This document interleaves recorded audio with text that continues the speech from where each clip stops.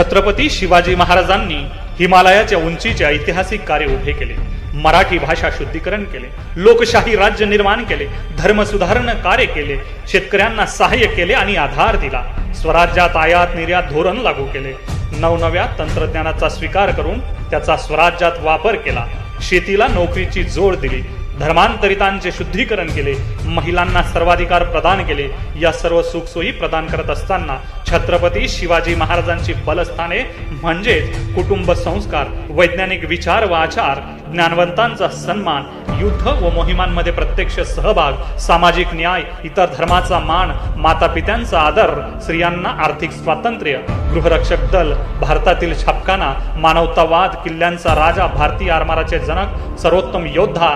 राजा रयतेचा सेवक, राजधर्माचे पालन, विज्ञानवादी आचरण, सिंधू संस्कृतीचा अभिमान, शहीदांचा सन्मान, महान इंजिनियर, आर्किटेक्ट, महान अर्थशास्त्रज्ञ, उत्तम मॅनेजमेंट गुरु, महान मानसशास्त्रज्ञ, सर्वोच्च राजनीतिज्ञ, अशा सर्व गुणांचं भारतवर्षाचं वैभवशाली लेणं म्हणजे फक्त आणि फक्त छत्रपती शिवाजी महाराज.